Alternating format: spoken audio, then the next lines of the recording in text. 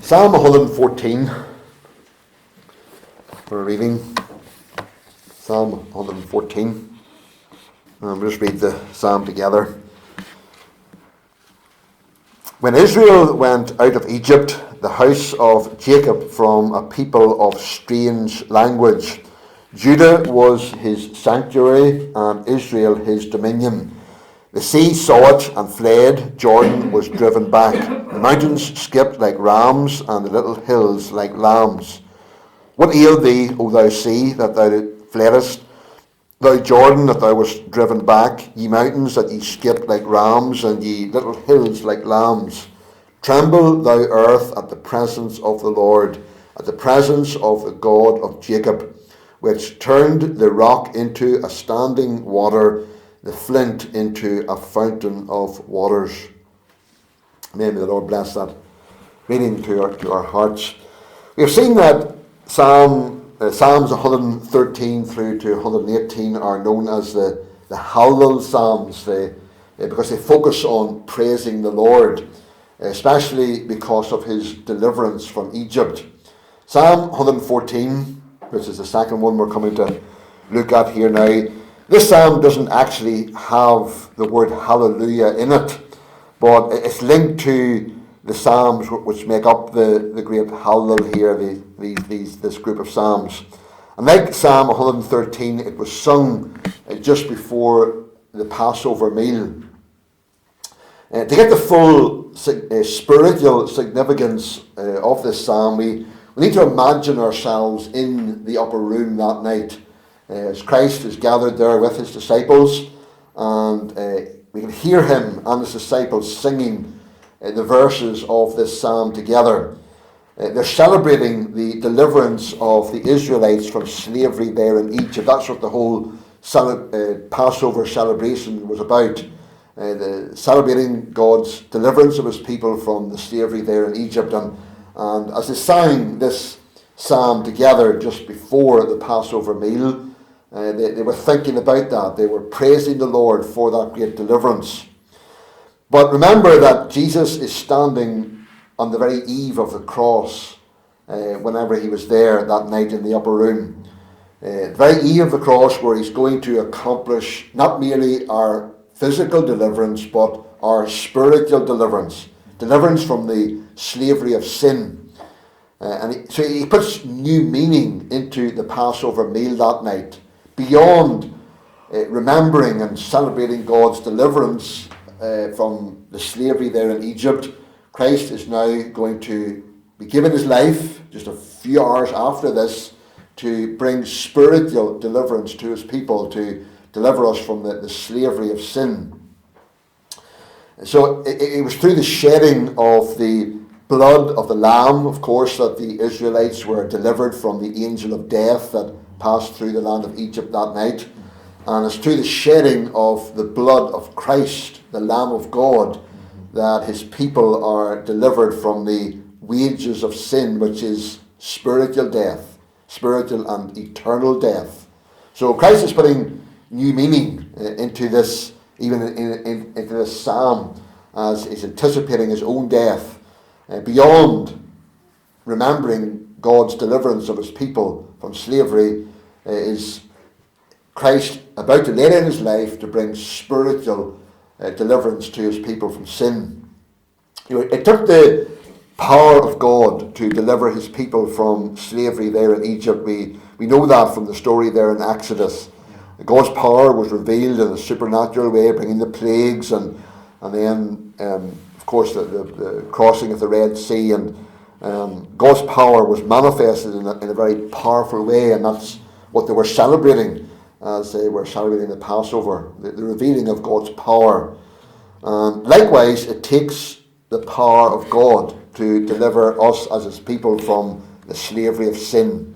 And if we think of what it's like, or what it means to be in slavery to sin, and the grip that sin has upon us and upon our lives and upon our eternal destinies, nothing less than the power of God can bring about that spiritual deliverance from that slavery of sin. So we can think of this psalm as a song of spiritual power, praising God for that spiritual power that brings about our spiritual deliverance. It tells us how God gives us as people victory over the power of all the power of the enemy. So two things that I want us to consider here as we look at really the first three verses of this psalm. Verse 1, it says, "When Israel went out of Egypt, the house of Jacob from a people of strange language, Judah was his sanctuary and Israel his dominion." You know, many people want the power of God. In certain church circles, experiences are sought which supposedly give people spiritual power, gives them power from God. But you know, God never gives his power just willy-nilly to whoever demands it of him. But there are certain conditions that need to be fulfilled in order for us to know the power of God and experience the power of God in our lives. There are conditions to fulfill which many people are not prepared for. And we have three of those conditions here in these first two verses. First one is separation. Separation. Verse 1, it says, "When Israel went out of Egypt, the house of Jacob from a people of strange language." The children of Israel were separated from the Egyptians whenever God parted the Red Sea and delivered his people. But that process of separation had begun even before that. And how was that? With some of the plagues, if you remember, God made a difference between the Egyptians, who were not his people, and the Israelites, who were his people. For example, the plague of darkness. We're told in Exodus 10:23, when that plague came and covered the whole land of Egypt, it says there in that verse, all the children of Israel had light in their dwellings. So God made a real distinction, real separation between his people and the Egyptians. They had light in their dwellings when darkness, real thick darkness, was over all the rest of the land of Egypt. And this reminded them that they were children of light and not children of darkness as the Egyptians were. The expression in verse 1 there, strange language, it says, when Israel went out of Egypt, the house of Jacob from a people of strange language. The expression strange language means stammering tongue.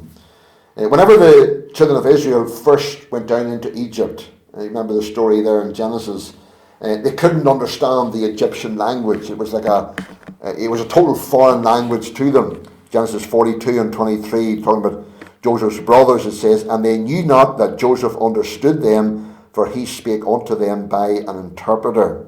So whenever they first went down into Egypt, the Egyptian language was a strange language. They couldn't understand it. It was just, we say, double Dutch to them. Whenever God wanted to say something to his people there in Egypt, he didn't say it in the Egyptian language. He said it to them in their own language, in the Hebrew language. Whenever they turned away, as verse 1 says here, whenever they turned away from those who spoke a foreign language, it means that they were now listening to what God had to say. They were turning away from the language, from the talk of Egypt, and they were listening to what God had to say to them and not to the talk of the world. You know, the world around us speak a strange language. They do. The language that the world speaks, the things they talk about every day, those things are strange, foreign to us as believers. They really are. Their talk is all about worldly things, the world's thinking and attitudes and values. You listen to all the talk that's going on these days, even in regard to the elections. It's all worldly thinking. It's all man's thinking, and it's just the attitudes and values of man that are coming out. That's what the world's talk really is characterized by. And all of that comes out in what they say. Much of what people around us say grieves us as God's people. It's foreign to us. Some of it's filthy talk. It's the talk of the world. Whenever you look at the world, they're often very smart and bright intellectually as far as human standards go, but they can't speak the language of heaven. Why? Because they don't know it. The language of heaven, which is the language of the Bible and the things of God, those things are strange to them, and so they don't speak that language. The language of heaven is only found in the Bible, and the world doesn't want the Bible. They reject it. They're trying to ban it in public schools, colleges and universities. Students in these places can read atheistic works like the works of Voltaire and Marx and these other atheists, but not the Bible. They can read books that insult and dishonour God, blaspheme his Son, books that glorify adultery, sodomy, evolution, violence. They can read all of those things. The students are allowed to read those things, but the Bible that speaks the language of heaven is being banned. We as believers think about the thoughts, the words, and the mind of God. Those are the things that we think about, and that's our language. That's the things that we love to talk about.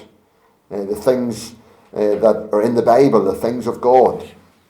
So if we want to know through spiritual power, what I believe this is saying to us here is we need to turn away from the world's language. We need to be separated as God's people from the ways and the thinking of the world and the things that they talk about, because that's foreign to us as God's people. Their way of thinking, standards and values, which mostly come out of Hollywood. We need to turn away from those things and listen to what God has to say. We need to study and speak the language of heaven. That's why we're told here that the people came out from this people of strange language. They separated themselves, and God separated them from the language of the world. So separation is the first thing that we see here, condition to be fulfilled in order to know the power of God. Then secondly, not only separation, but sanctification. Verse 2 says, Judah was his sanctuary. A sanctuary can be described as a sacred enclosure where God dwells. That's really what a sanctuary is in the biblical sense.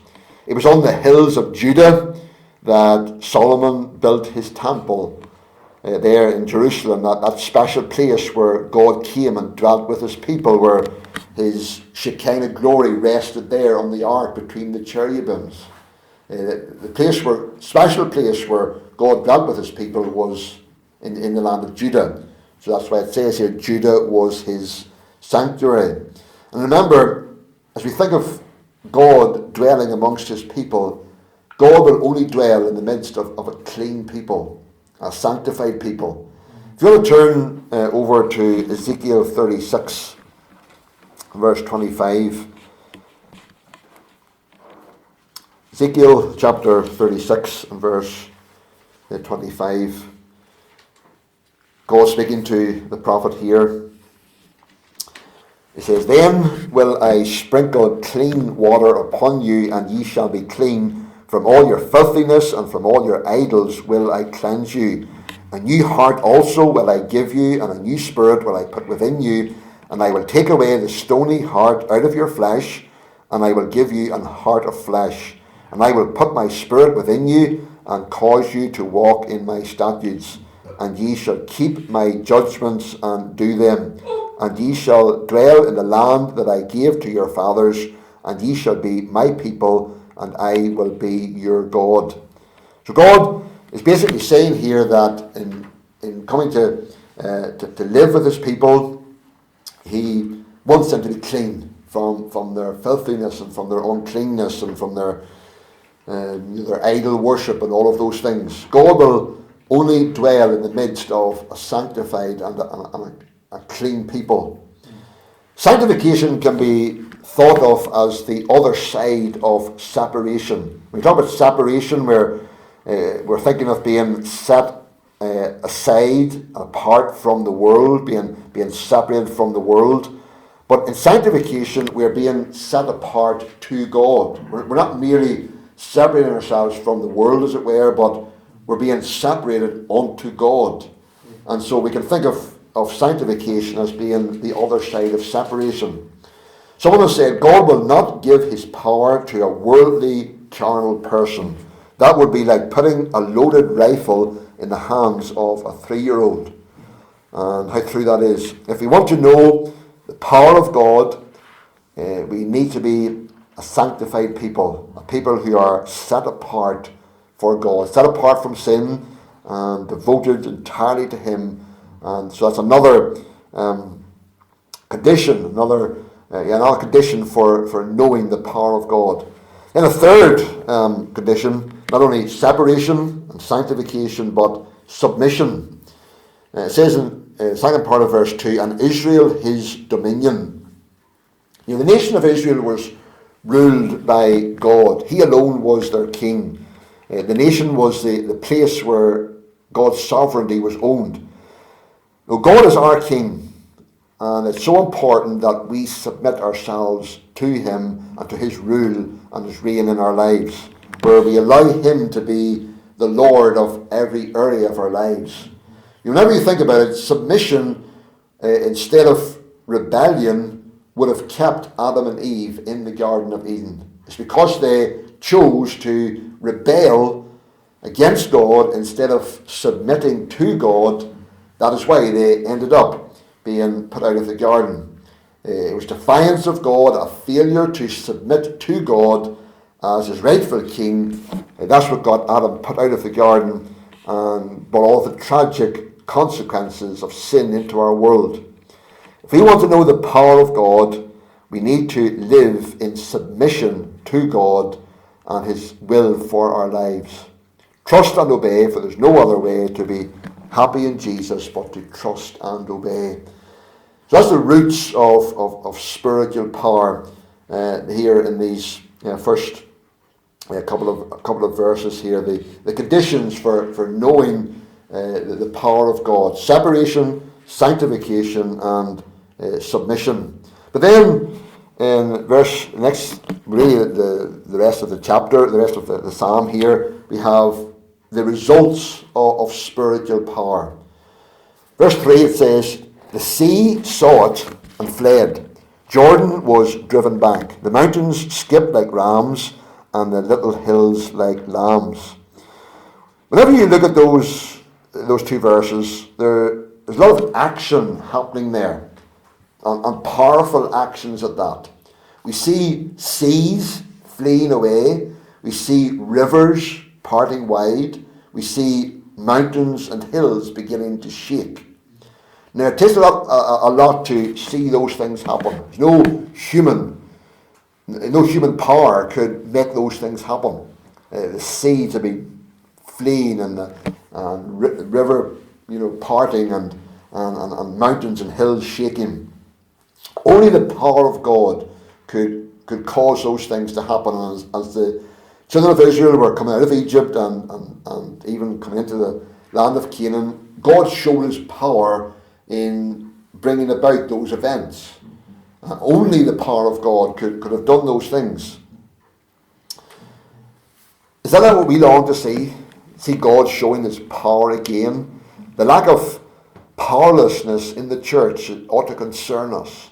We're putting so much activity, putting so much into activities and doing so many things, even outreach and so on, but ultimately what we need is the power of God to accompany all of our efforts. God's power to be revealed, to do what man could never do, and to show his power in applying his word, and that's what happens during revivals.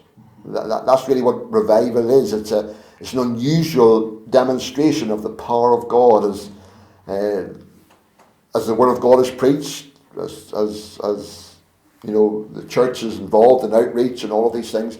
God comes down and reveals his power in an unusual way, and things happen. Miraculous things happen. And we should long to see that again and experience that in the church.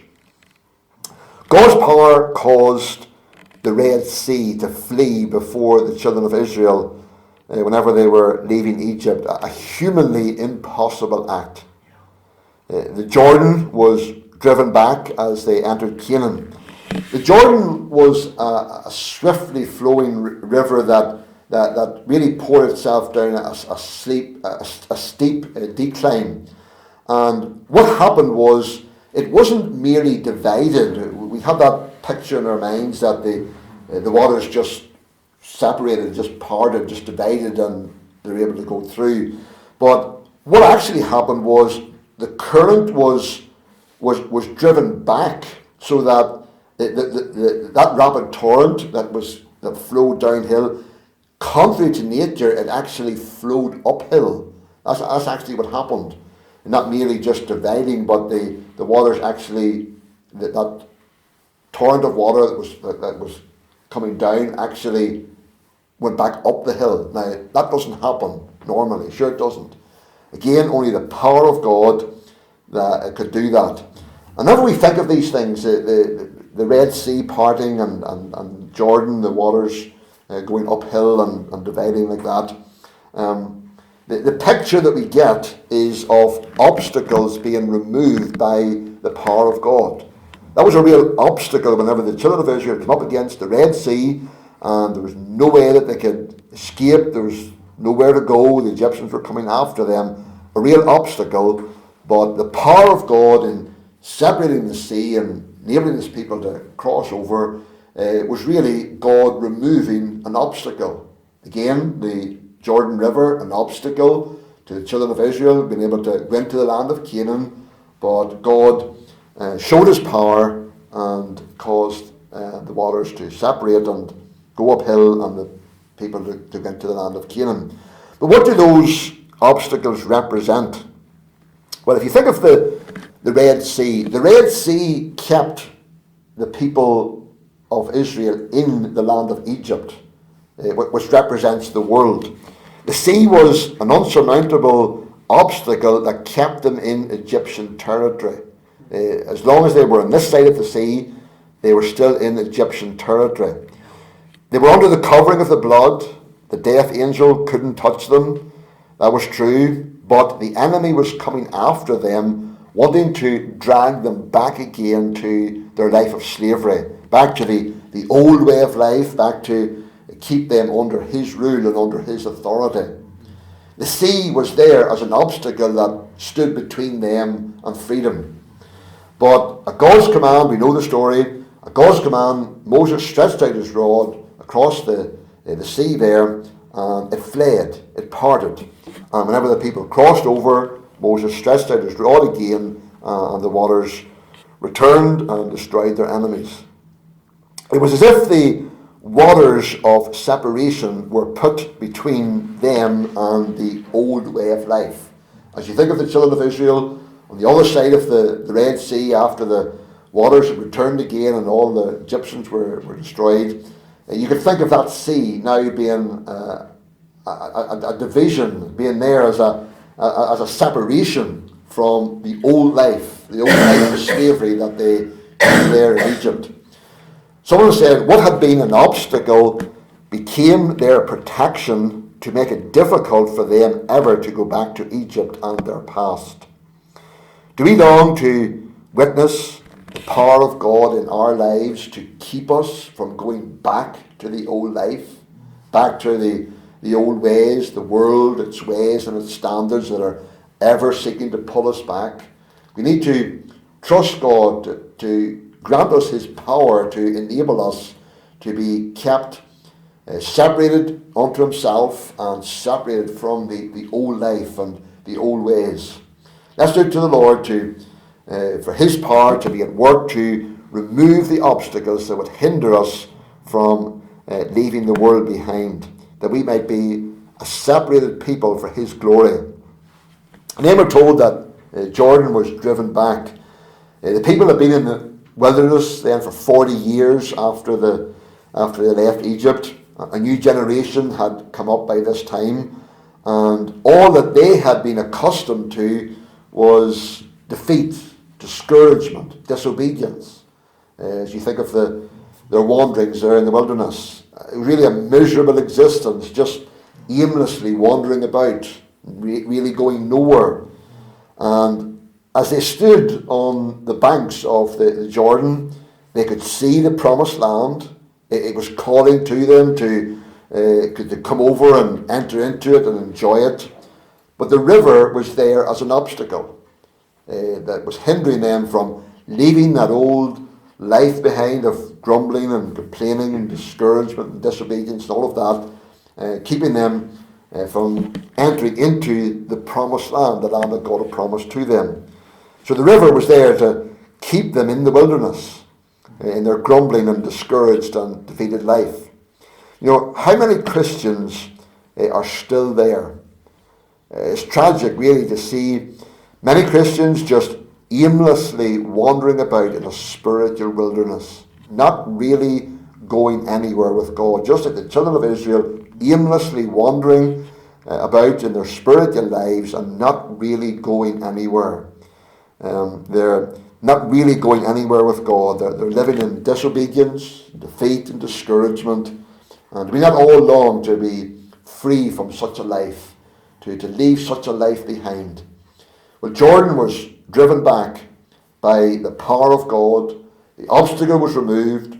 The children of Israel were now standing in the promised land. Yes, there were battles, hard times ahead for them, but they were in the place that God wanted them to be in. God revealed his power and enabled them to leave that old wilderness life behind, aimlessly wandering about, and to find themselves now in the place that he wanted them to be in. And so for us, let's look to the Lord to show his power and to remove the obstacles that hinder us from being in the place where God would want us to be. So trust that those few thoughts will be a blessing to your hearts. Next time, God willing, we'll look at the rest of this psalm. So trust that will be a blessing to your heart.